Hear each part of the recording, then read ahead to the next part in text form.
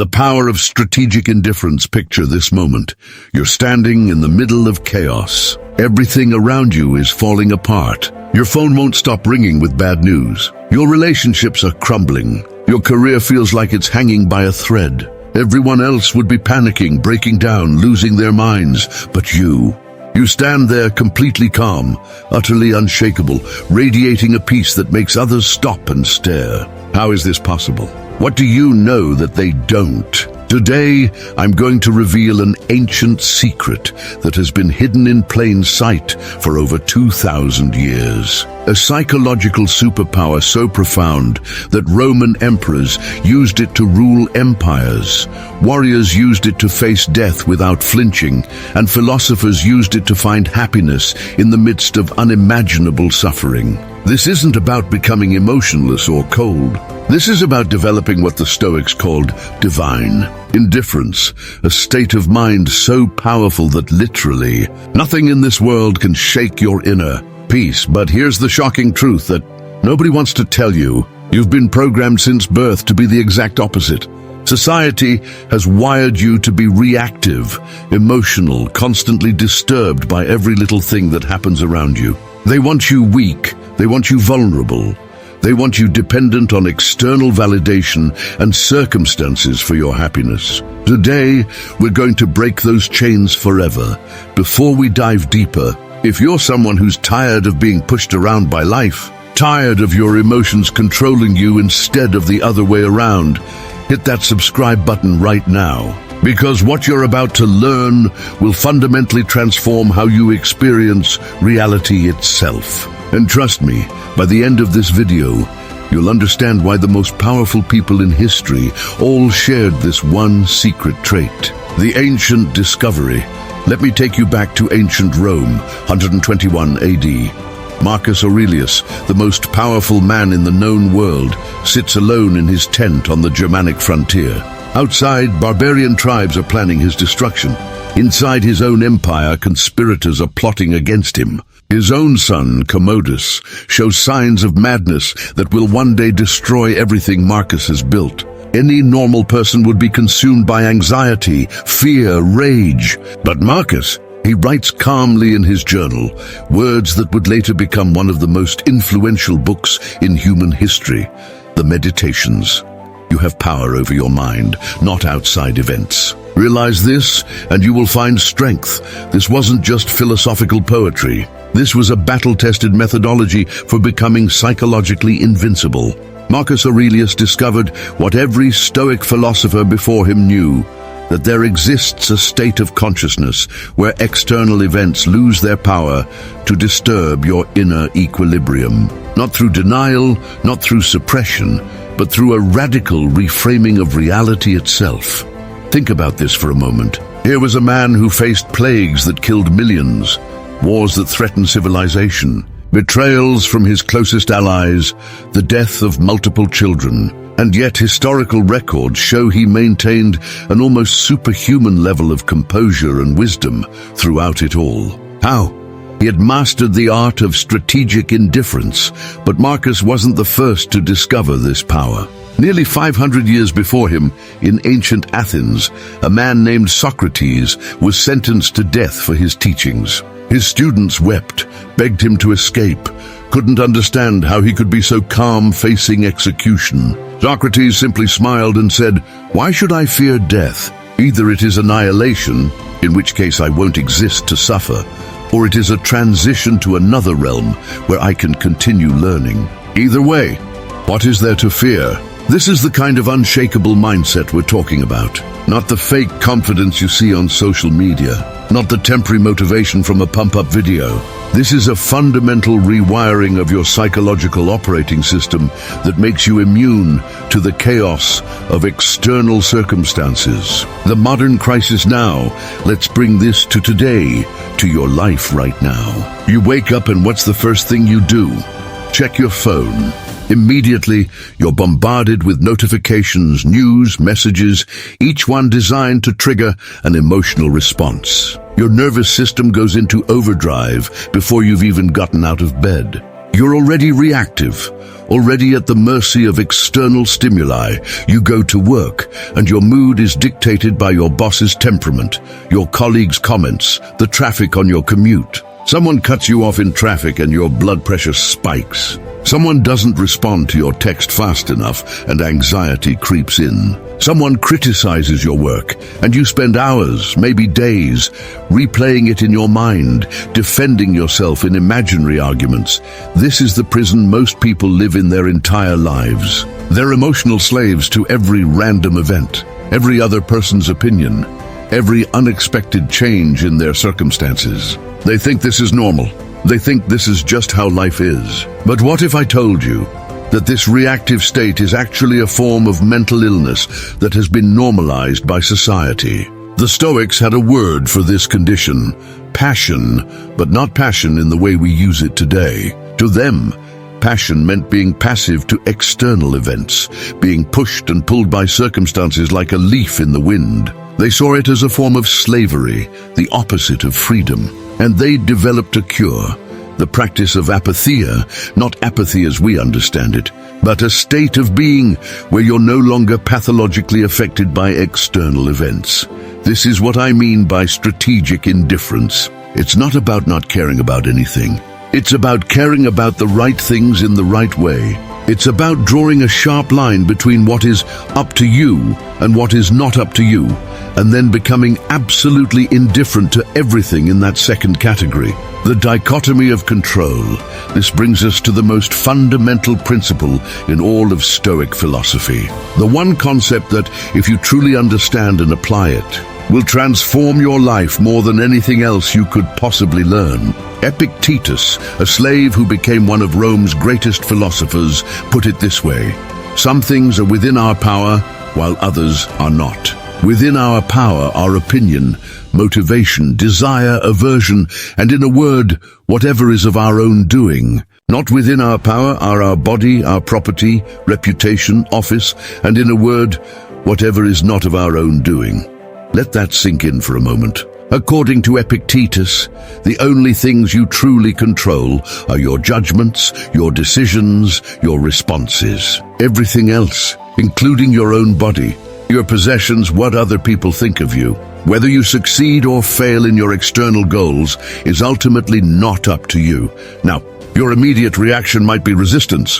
What do you mean I don't control my success? What do you mean I don't control my reputation? If I work hard, if I do the right things, surely I can control these outcomes. But think about it more carefully. You can control your effort, but can you control whether that effort leads to success? You can control how you treat people, but can you control how they perceive you? You can control your health habits, but can you control whether you get cancer? The answer, if you're honest with yourself, is no. This isn't pessimistic or defeatist. This is radically liberating, because once you truly accept this, once you internalize this at the deepest level of your being, something miraculous happens. You stop wasting energy on things outside your control. You stop being anxious about outcomes. You stop being destroyed by failure or inflated by success. You become focused, laser-focused, on the only thing that actually matters: your own character, your own choices, your own responses. If you're finding value in this perspective, give this video a like right now.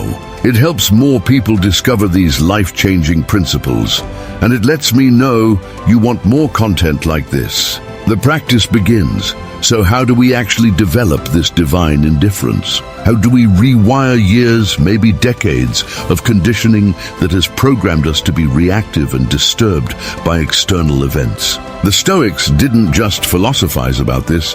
They developed specific, practical exercises that anyone can use to build this mental fortress. The first exercise is what I call the morning fortress.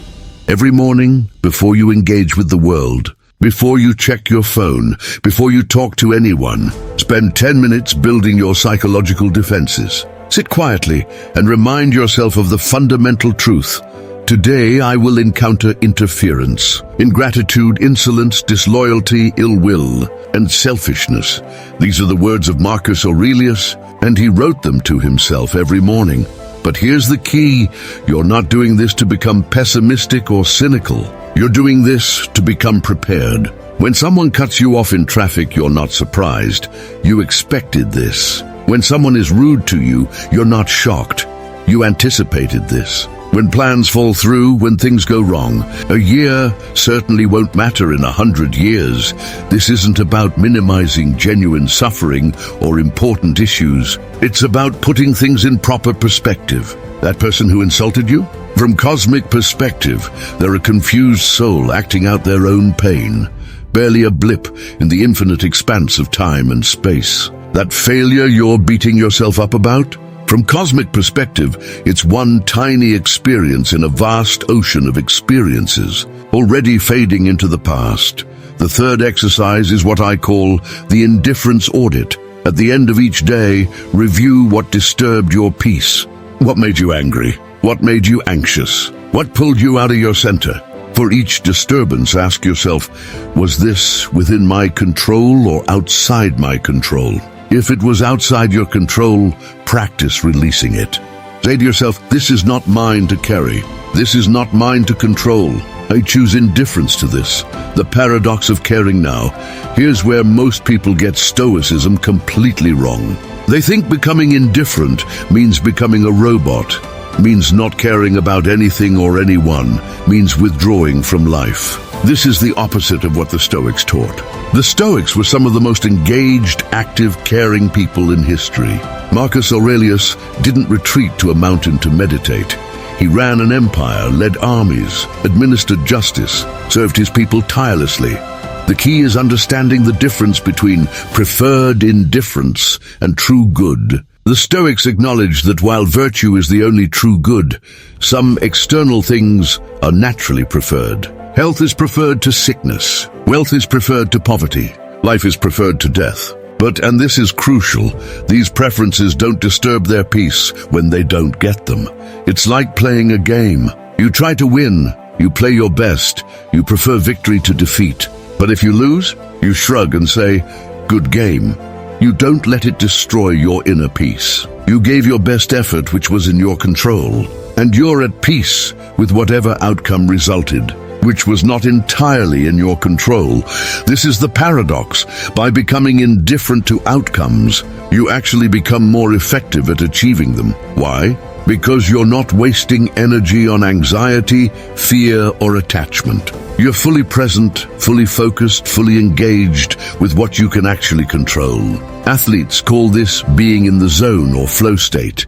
It's when you're so absorbed in the process that you forget about the outcome, and paradoxically, that's when you perform your best. The 4 pillars of unshakable character. Let me share with you the 4 pillars that the Stoics believed formed an unshakable character. Master these 4, and nothing in this world can truly harm you.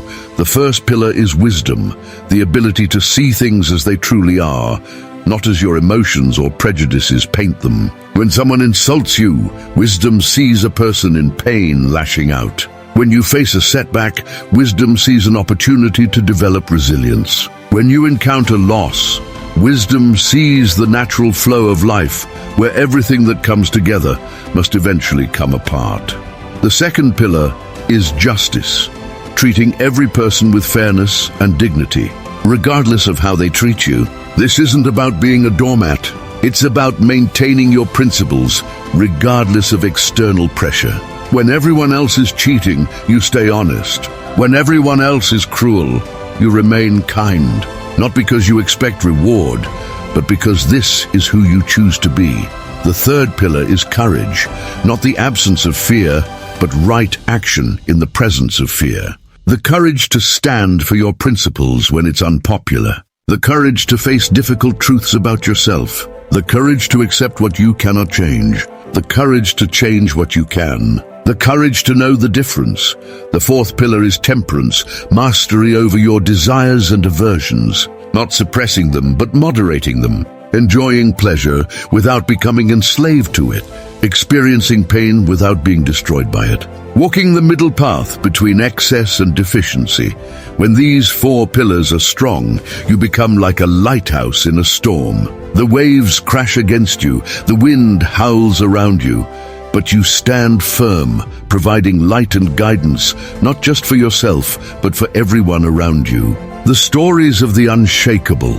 Let me tell you about James Stockdale, a Navy pilot who was shot down over Vietnam and spent 7 years as a prisoner of war, 4 of them in solitary confinement. He was tortured repeatedly, had no idea if he would ever see his family again, lived in conditions that would break most people's minds. But Stockdale had studied Epictetus. He had internalized Stoic principles, and he later credited Stoicism with not just his survival, but his ability to maintain his dignity and even find meaning in his suffering. Stockdale developed what he called the Stockdale paradox. You must maintain unwavering faith that you will prevail in the end, regardless of the difficulties, and at the same time, you must confront the most brutal facts of your current reality.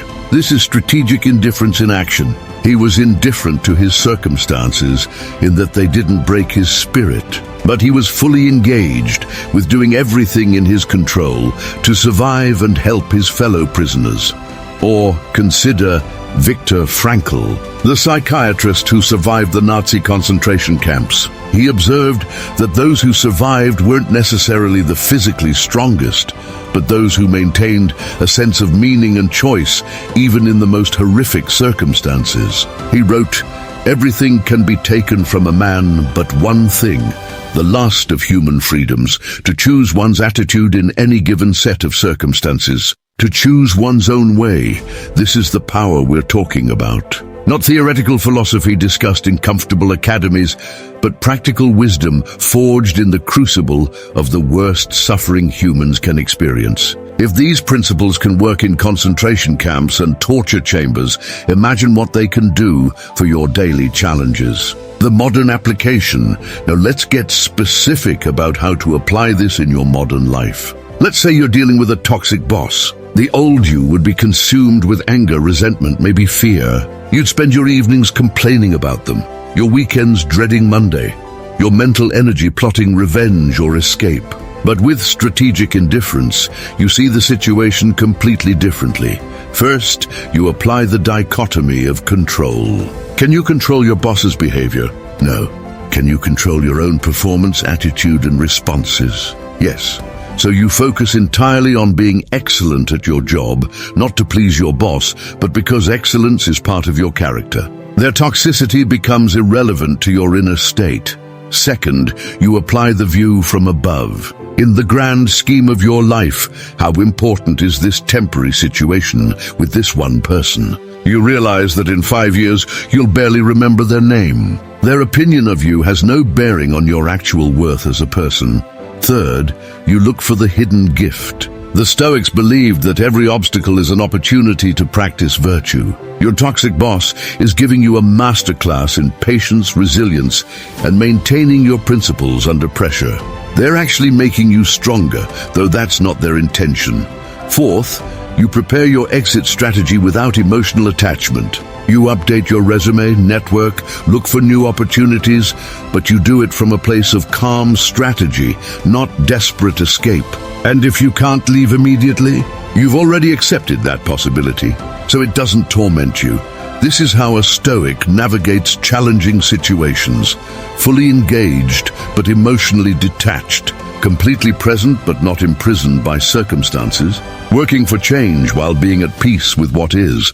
If this mindset shift is resonating with you, if you're starting to see how this could transform your life, make sure you're subscribed with notifications on, because I'm going to be going even deeper into these practical applications in upcoming videos. The relationship revolution, one of the most powerful applications of strategic indifference, is in relationships. Now this might sound counterintuitive. Aren't relationships about caring deeply? Yes, but here's what most people get wrong. They make their happiness dependent on other people's behavior, and that's a recipe for misery. Think about it. How much of your emotional state depends on whether your partner is in a good mood? Whether your friends text you back quickly? Whether your family approves of your choices? Whether strangers on social media like your posts? You've handed over the keys to your inner peace to everyone else but yourself. The Stoic approach to relationships is revolutionary. You love fully but without attachment. You give completely but without expectation. You care deeply but without dependency. This isn't cold or distant. It's actually the purest form of love, because it's not contaminated by need, fear, or manipulation. When you love from a place of wholeness rather than need, everything changes. You stop trying to control your partner's peace because it's not conditional on their response. This doesn't mean accepting abuse or staying in toxic relationships. Remember, the Stoics valued justice and wisdom. Sometimes the wisest, most just action is to leave. But you do it from a place of calm decision, not emotional reactivity. You do it because it aligns with your principles, not because you're trying to punish or manipulate. The success secret is something that will blow your mind about success and achievement. The most successful people in history, whether they knew it or not, were practicing strategic indifference. They were so focused on the process, so absorbed in their craft, so committed to excellence for its own sake, that success became almost a byproduct rather than the goal. Michael Jordan didn't become the greatest basketball player because he was obsessed with being the greatest. He was obsessed with perfect practice, with pushing his limits, with the process of improvement. The titles, the records, the fame, these were just consequences of his commitment to the process. Steve Jobs famously said, "If you haven't found it yet, keep looking. Don't settle." As with all matters of the heart, you'll know when you find it. He was talking about finding work you love for its own sake, not for the external rewards. He was indifferent to market research, focus groups, conventional wisdom. He focused on creating products he believed in, and success followed.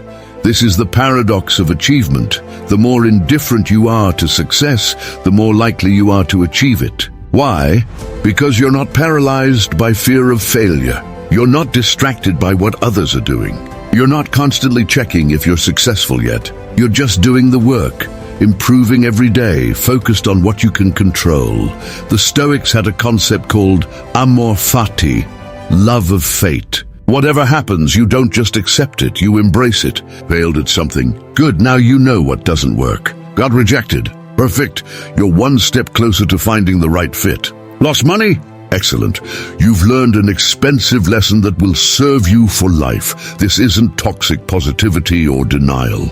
You feel the disappointment, you acknowledge the setback, but you don't let it define you or derail you. You use it as fuel for growth. You transform every obstacle into an opportunity, every setback into a setup for a comeback. The Energy Conservation Law, one of the most practical benefits of strategic indifference, is the massive amount of energy you save. Think about how much mental and emotional energy you currently waste on things outside your control. Worrying about the economy, getting angry at politicians, being frustrated with traffic, being hurt by gossip, being anxious about the future, being regretful about the past. Imagine if you could redirect all that energy toward things you can actually control. Your skills, your health, your relationships, your character, your contribution to the world. This isn't just a marginal improvement. This is a complete transformation of your personal effectiveness. I call this the Energy Conservation Law of Stoicism. Every unit of energy spent on things outside your control is energy stolen from things within your control. And since the only things that can actually improve your life are the things within your control, every moment spent disturbed by externals is a moment stolen from your potential. This is why Stoics seem to accomplish so much. They're not superhuman. They just don't waste energy on things that don't matter. While everyone else is caught up in drama, gossip, worry, and emotional reactivity, the Stoic is quietly building, creating, improving, contributing. The ultimate test. Let me give you the ultimate test of whether you've truly developed strategic indifference. Imagine you wake up tomorrow and everything you've worked for is gone. Your money, your reputation, your relationships, your health, all compromised or destroyed. Would you be destroyed with them? Or would you say, like Epictetus, I have lost nothing that was truly mine? This isn't about being nihilistic or not caring about these things. It's about recognizing that your true self, your character, your ability to choose your response, these can never be taken from you. External things are preferred indifference, nice to have, worth working for, but not essential to your inner peace and dignity. The Stoics regularly practiced an exercise called negative visualization, imagining loss before it happens. Not to be morbid or pessimistic, but to be prepared and to appreciate what you have while you have it. When you've already accepted the possibility of loss, actual loss loses its power to destroy you. This is how Seneca, one of the wealthiest men in Rome, could write, "Every new thing excites the mind, but a mind that seeks truth turns from the new and seeks the old." He enjoyed his wealth but wasn't attached to it. He could lose everything and still maintain his equilibrium, because his happiness wasn't dependent on external possessions. The social pressure, antidote. One of the biggest sources of suffering in modern life is social pressure. The need to fit in, to be liked, to be approved of, to keep up with others. Social media has amplified this to insane levels. We're constantly comparing ourselves, constantly seeking validation, constantly afraid of judgment. Strategic indifference is the antidote to this poison. When you truly internalize that other people's opinions are outside your control and therefore indifferent, you free yourself from the prison of social approval. You stop living your life for an audience. You stop making decisions based on what will look good to others. You stop sacrificing your authenticity for acceptance. This doesn't mean being rude or inconsiderate. Remember, justice is one of the 4 pillars. You treat people well because that's who you choose to be, not because you need their approval. You're kind because kindness is part of your character, not because you're trying to be liked. The result? Paradoxically, people respect you more. There's something magnetic about someone who is genuinely themselves, who isn't trying to impress anyone, who is comfortable in their own skin. When you stop needing approval, you often receive more of it. But by then, it doesn't matter to you either way. The fear destroyer. Fear is essentially a concern about something bad happening in the future, something outside your control. When you develop strategic indifference, fear loses its grip on you. Not because you become reckless or stop caring about consequences, but because you accept whatever comes while focusing on what you can control. Afraid of losing your job? You do excellent work in your control while accepting that job loss is possible, not in your control. If it happens, you'll deal with it then. Until then, fear serves no purpose except to diminish your performance and peace. Afraid of death. The Stoics saw death as the ultimate indifferent, neither good nor bad, just natural. Marcus Aurelius wrote, "It is not death that a man should fear, but never beginning to live." When you accept death as inevitable and outside your control, you stop wasting life fearing it and start actually living. Afraid of rejection, you express yourself authentically, in your control, and accept that others' responses are their business, not in your control. Rejection becomes just information, not a verdict on your worth. This systematic dismantling of fear is one of the most liberating aspects of Stoic practice. You don't become fearless in the sense of feeling no fear. You become fearless in the sense that fear no longer controls your actions or disturbs your peace. The happiness revolution. Here's the most radical truth about happiness. It's not something you achieve, it's something you choose. The Stoics called this eudaimonia, a state of flourishing that comes from living according to virtue, regardless of external circumstances. Most people have their happiness equation backwards. They think, I'll be happy when I get the promotion, find the perfect partner, have enough money, lose the weight, achieve the goal. They've made happiness conditional on external events outside their control. No wonder they're miserable. The Stoic equation is reversed. I choose to be content now while working toward preferred outcomes. Happiness becomes a decision, not a destination. It's based on your own actions and choices, not on external results. This isn't about lowering your standards or settling for less. It's about finding joy in the process rather than postponing it until the outcome. It's about being satisfied with your effort while being indifferent to results. It's about finding meaning in the journey rather than waiting for the destination. If you're ready to revolutionize your relationship with happiness, to stop chasing it and start choosing it, hit that subscribe button now. This is the kind of paradigm shift that changes everything. The resilience. Formula resilience isn't about being tough or strong in the conventional sense. It's about being adaptable, flexible, able to maintain your core while adjusting to circumstances. The Stoics compared it to a tree that bends with the wind but doesn't break, or water that takes the shape of its container while maintaining its essential nature. When you practice strategic indifference, you become incredibly resilient because you're not rigid about outcomes. You have preference, improving, adapting, but your inner peace remains constant. The formula is simple: strong principles, flexible strategies, clear values, adaptable tactics, firm character, fluid circumstances. This combination makes you both stable and dynamic, both grounded and growing. The leadership secret. The greatest leaders in history understood strategic indifference. They cared deeply about their mission while being detached from personal glory. They worked tirelessly for outcomes while accepting whatever results came. They took full responsibility while recognizing the limits of their control. George Washington could have become a king, but chose to step down, indifferent to power, but committed to principle. Nelson Mandela spent 27 years in prison without becoming bitter, indifferent to his circumstances, but devoted to his cause. These leaders understood that true power comes not from controlling others, but from controlling yourself. When you lead from a place of strategic indifference, you make better decisions because you're not clouded by ego or emotion. You inspire others because you're centered and calm under pressure. You build trust because people sense you're acting from principle rather than personal gain. This applies whether you're leading a country, a company, a team, or just your own life. Leadership isn't about position or title.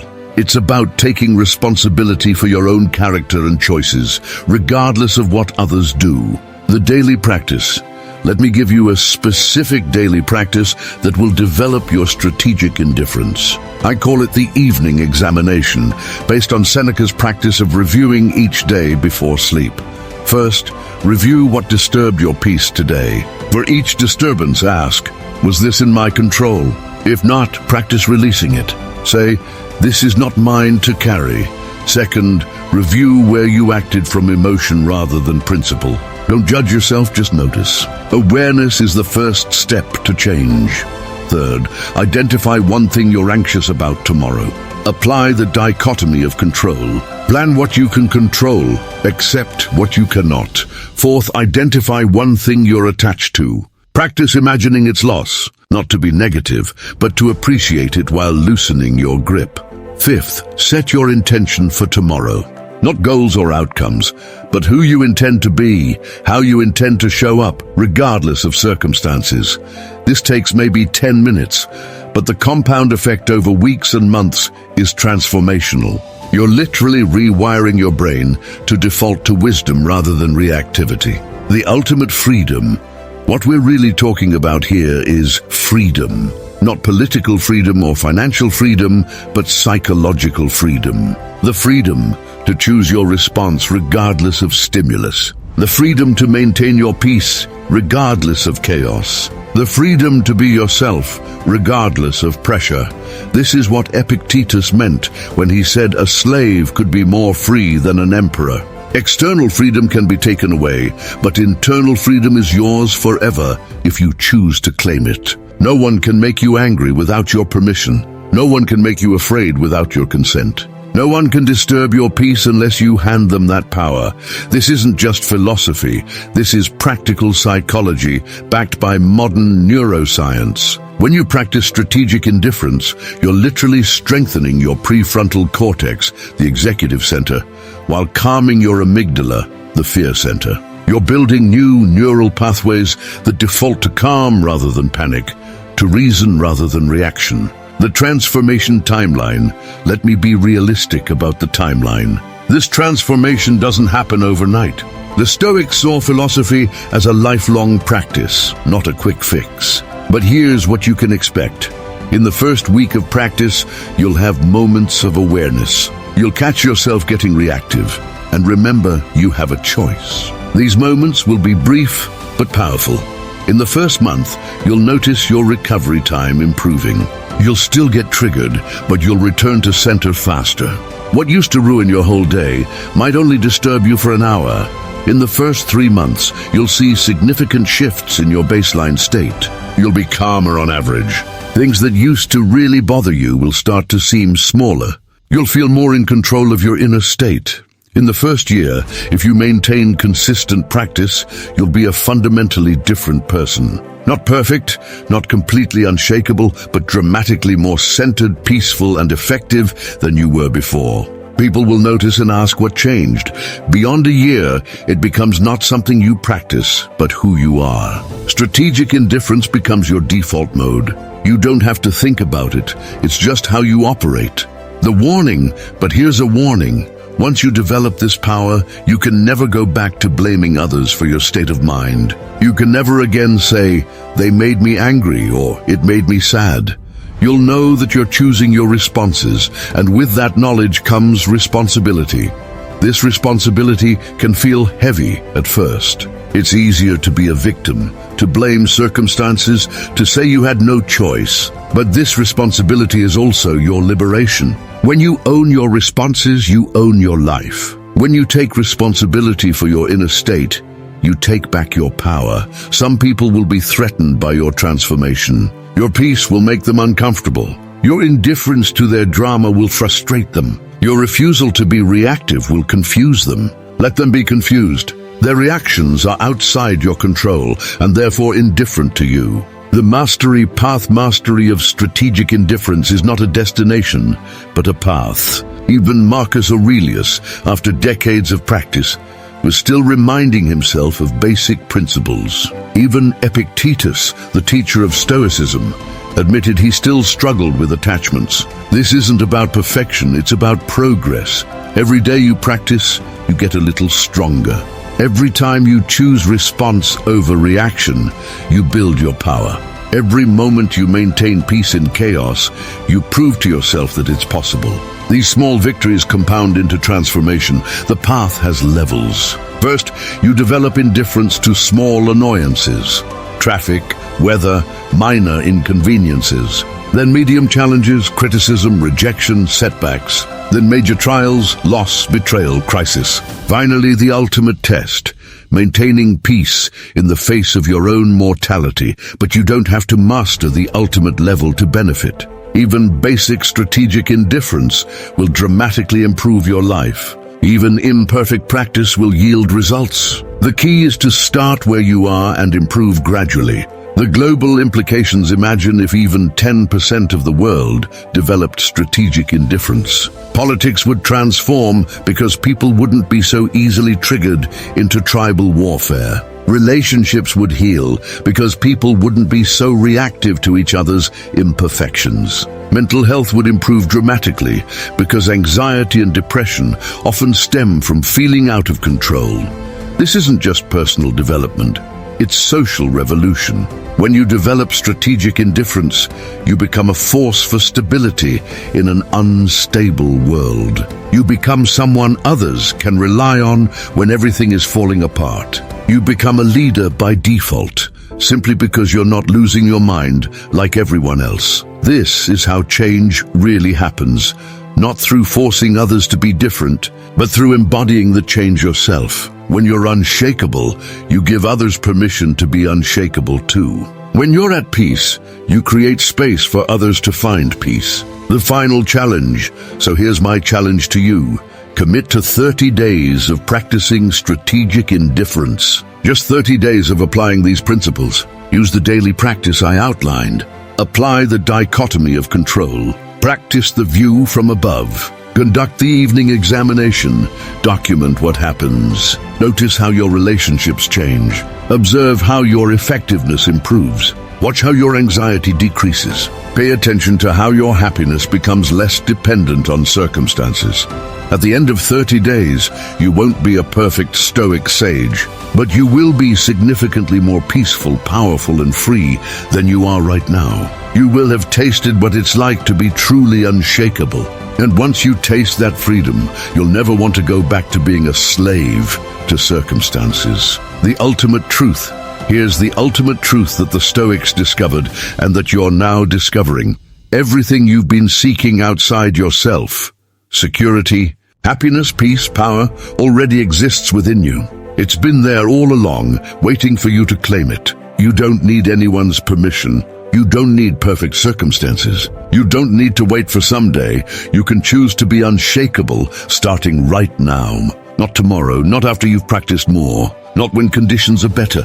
Right now, in this moment, you can choose to be indifferent to whatever is outside your control and fully engaged with what is within your control. This is the secret that transforms ordinary people. Stories and strategies that will accelerate your transformation. Like this video, if it's opened your eyes to a new way of being. Share it with someone who needs to hear this message. Comment below with your biggest takeaway or your biggest challenge in developing strategic indifference. But most importantly, commit to the practice. Start tonight with the evening examination. Wake up tomorrow with the morning fortress. Throughout your day, apply the dichotomy of control. This is how you become unshakable, not through understanding alone, but through consistent practice. The closing wisdom. Let me leave you with one final thought from Marcus Aurelius. Confine yourself to the present. The past is gone and cannot be changed. Be indifferent to it except for the lessons it taught. The future hasn't arrived and cannot be controlled. Be indifferent to it except for the preparations you make today. The present moment is all you have, all you control, all that's real. In this present moment, you have a choice. You can continue being pushed around by every external event, every other person's behavior, every unexpected circumstance. Or you can claim your power, develop your strategic indifference, and become truly unshakable. The choice is yours. It always has been. The Stoics just reminded us of what we forgot, that we are not leaves blown by the wind, but trees with deep roots. We bend but don't break. We adapt but don't lose our essence. We engage with the world but aren't controlled by it. This is your invitation to join the ranks of the unshakable. Not the fake tough guys who pretend nothing bothers them. Not the spiritual bypassers who deny reality, but the truly free human beings who have discovered the secret of strategic indifference, caring deeply about what matters while being utterly indifferent to what doesn't. Your journey to becoming unshakable starts now. Not with perfection, but with practice. Not with complete transformation, but with the first small step. The path is clear, the tools are yours. The only question is, will you walk it? Remember, nothing can shake you unless you give it permission. No one can disturb your peace unless you hand them that power. You are far stronger than you know, far more capable than you believe, far more free than you've been told. This is Stoicism. This is strategic indifference. This is your path to becoming unshakable. The choice is yours. Choose wisely. Choose freedom. Choose to be unshakable. Welcome to the revolution of the mind. Welcome to true freedom. Welcome to the life you were meant to live.